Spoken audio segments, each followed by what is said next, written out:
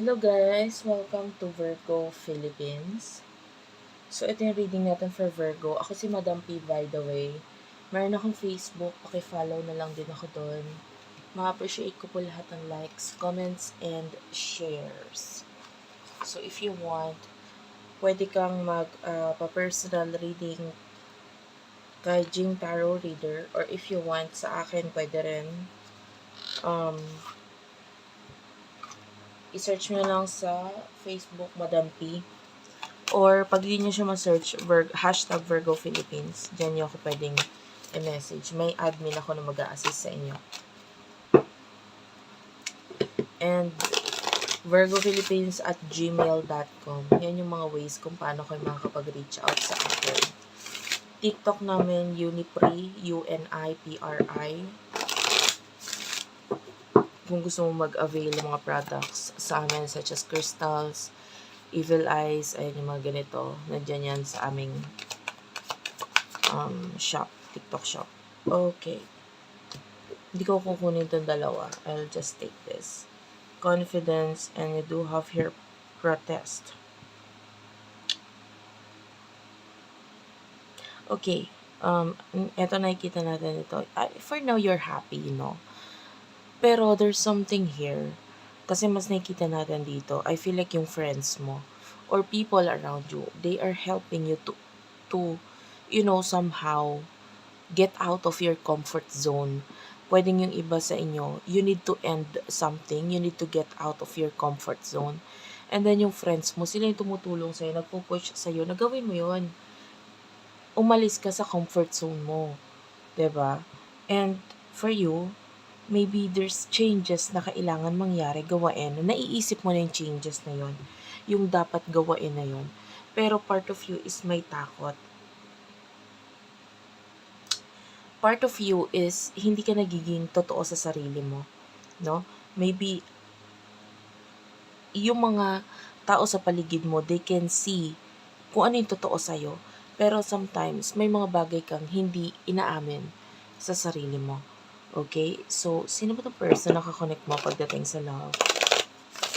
For the sign of Virgo.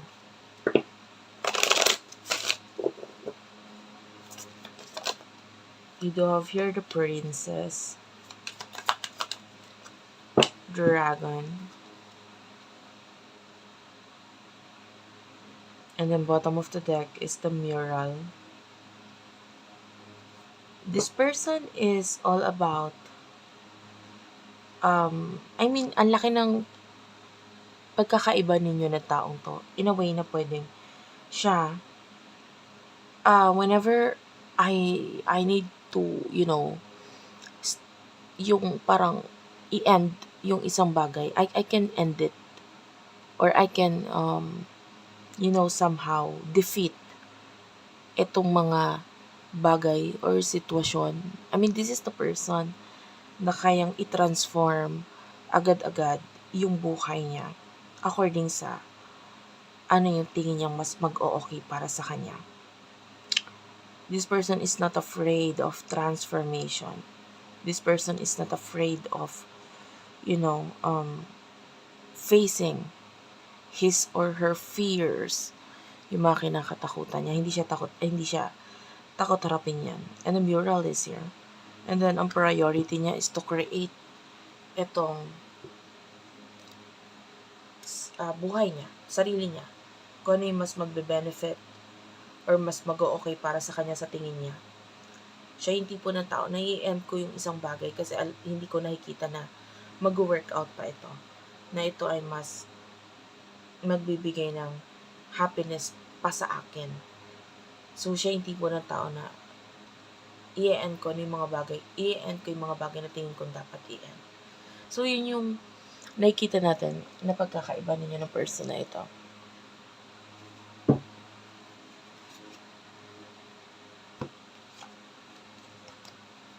So, wait lang guys.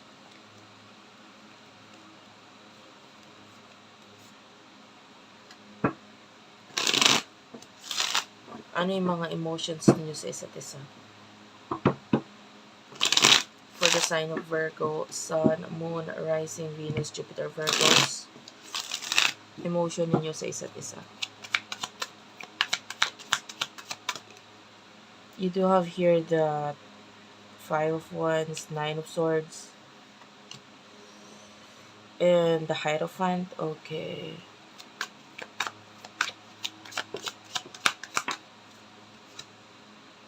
Ace of Wands, Judgment, and hindi ko ito kukunin. I'll take this. Bottom of the deck, we do have here the Two of Pentacles. Emosyon ninyo, I mean, nakikita natin you're happy with this person, connection nyo. Kahit siya, pwedeng happy din siya for you or happy siya sa'yo sa connection ninyo. Pero there's this time na pwedeng parang wishy-washy.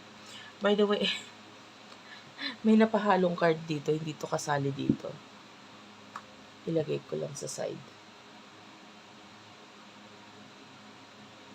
So, you are currently nakakaranas ng betrayal or Nine of Swords. May mga stress ako nakikita sa'yo because may mga pagkakaaway, pagkakagalit, or there's someone who is manipulating you. Pero kitang-kita mo na yung pagmamanipulate, pag-aaway, or panggugulo na ginagawa nitong person na to. Whatever the case is, nakikita mo yan. And yung lessons na dapat mo matutunan dito sa taong to is, I feel like nakuha mo na. So, if ever that there's a situation na parang dapat mong tapusin, I mean, yung mga tao na rin sa paligid mo, magpo-push sa'yo, natapusin mo yun, i-end mo yun, umalis ka dyan. Kasi nakikita nila kung ano yung sitwasyon mo. Nakikita nila kung ano yung dapat mong gawin. But, I can see you that, nandun pa lang yung pagkakita, pagkatuto, nagiging maliwanag sa'yo kung ano ang meron or ano nangyayari talaga. But, nandun yung takot pa rin. Or, you don't know what to do, you don't know what to expect. Kaya, pwedeng part of you is like, alam ko yung dapat kong gawain. Pero after nun, ano na yung next? Parang ganun. You are afraid of the next. And, etong side ng person mo, I can see mystery.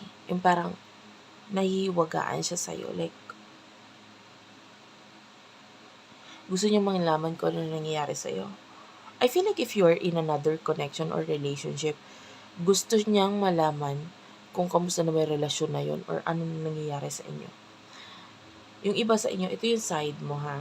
Kung hindi ka nakarelate dito sa side na ito, maaaring ikaw to nasa kaliwa.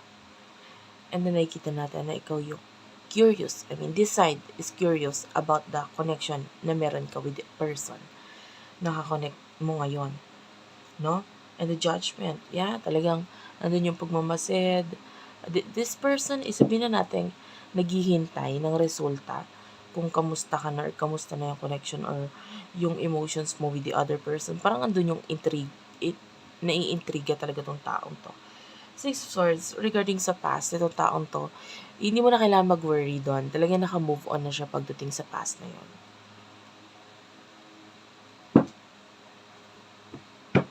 I mean, I feel like this is a person na talagang interesado sa'yo kasi gusto kanyang makuha.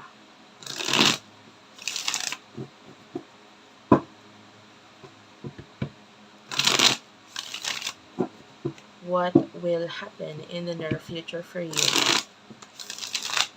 In the near future for you. Virgo.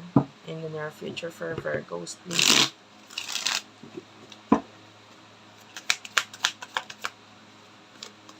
Virgo, Seven of Cups is here. Okay.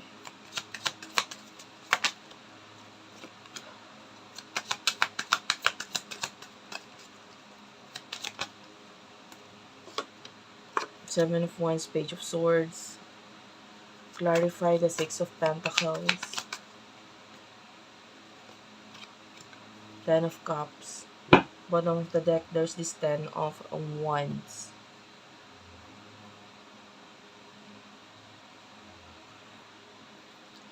Okay, sorry about that. Binuksan ko lang yung ilaw, so pinos ko yung video saglit. Anyway, and also kumuha ko ng tubig.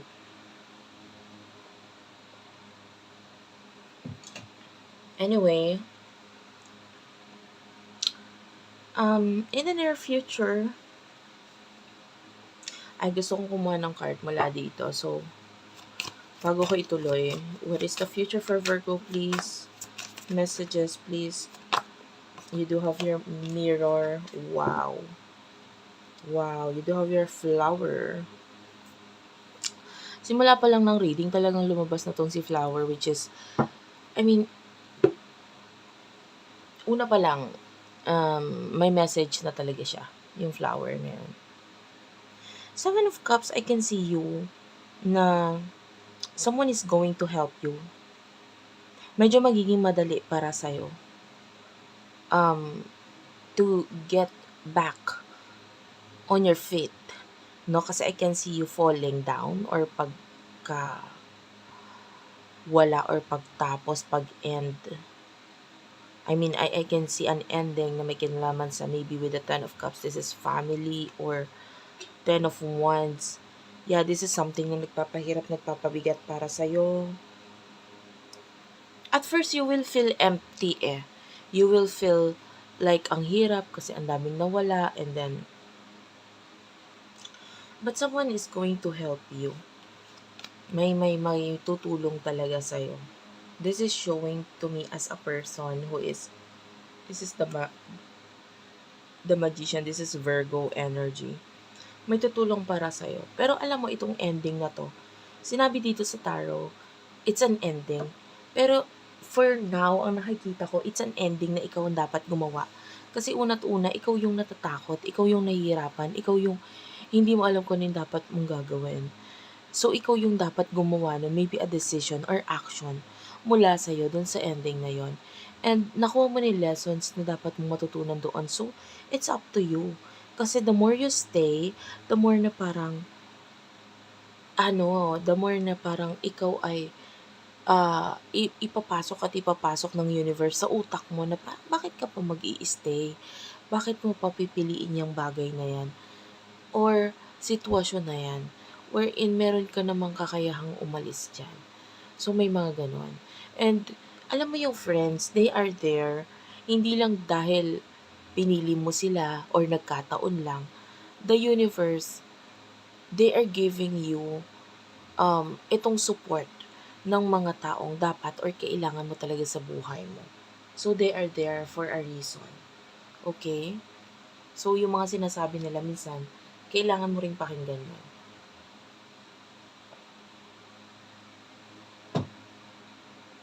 You do over the Seven of Wands, equal give and take. Ang nakikita natin dito, you give something, you take something, and that is coming from this person in the near future.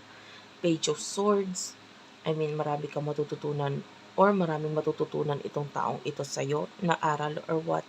Mirror is here, treat your body like the palace it is. So, sabi ko nga, if you keep on staying on a situation or relationship or bagay na alam mo namang hindi ka talaga dyan sa place na yan or hindi naman talaga yan dapat taong yan, hindi ka dapat nag-i-stay dyan kasi if you stay there, you're not loving yourself enough. 'Di ba? For example, you have a pimple, no? I'm not saying na it's pangit na magkaroon ng tagihawat. Let's just say, you have this face na walang, walang,